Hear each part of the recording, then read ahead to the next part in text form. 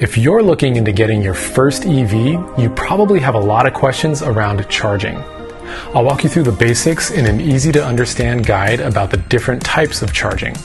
By the end of the video, you'll know how, when, and where to charge your EV. Since I live here in the United States, the hardware that I'm going to be talking about is US based. Stay tuned to the end to find out how to charge your car at its fastest rate. The slowest type of charging is called level 1.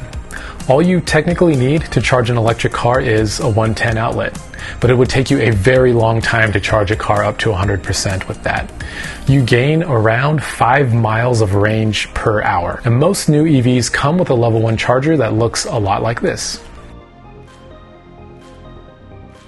Pro tip, don't use a level 1 charger with an extension cord unless you know what you're doing or you know what type gauge extension cord you need. Plugging these into an extension has the potential to start a fire. If you're wondering how to plug it into your car, it's really simple. That's it. You'll hear a click and you'll probably have some kind of indicator to let you know that your car is charging.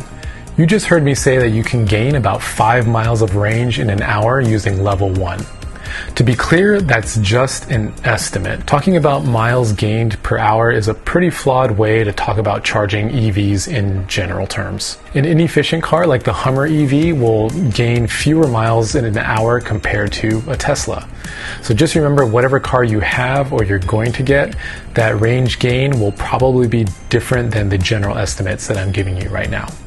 Next is level 2. You can gain around 30 miles of range in an hour. You can also have one of these installed in your home. Now that takes 240 volts, so you might have a 240 socket in your home if you have a washer and dryer.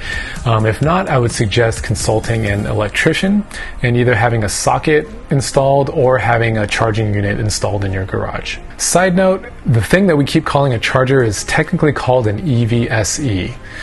But if you call it a charger, everyone's going to know what you're talking about. It's only some of those internet comment people that will get on your case for calling it a charger. Whatever. If you're an apartment dweller like me and you don't have a level 2 or can't have one installed where you live, don't worry, these are also available in public places like malls, parking lots.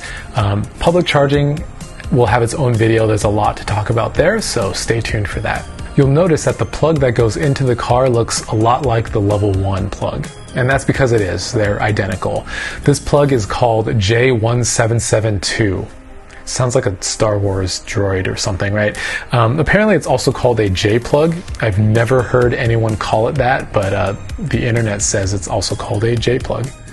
And since it's the same plug, it's going to plug into your car the same way that a level 1 does.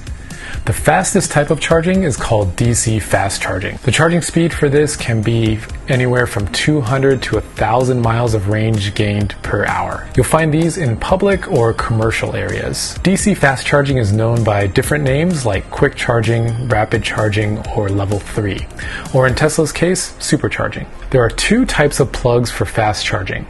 If you have a newer non-Tesla, you probably have a CCS port on your car. To plug this in, you might have to flip down a piece of plastic and then plug it in. The plug and the cable itself are a lot heavier than the other previous levels of charging. If you have an older EV, you might have a CHAdeMO port. Now these are being phased out, so newer cars aren't going to have this type of port anymore. Also, if you're looking into used EVs, many cars didn't come with fast charging as standard back then. So if you want fast charging, make sure your car has the port. Tesla uses the same plug for level 1, 2, and supercharging. I think it's a really smart design. Now you can buy adapters for the J-plug and CHAdeMO if you want to use those types of charging. Now for the bonus tips. Cold batteries charge slower. It doesn't matter what kind of car it is, lithium-ion batteries when they're cold will charge slower.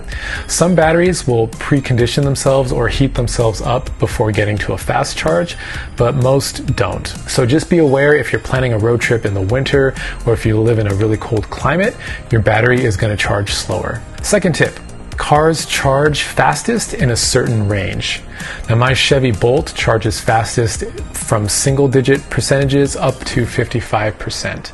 The closer you get to 100%, the slower the charge gets.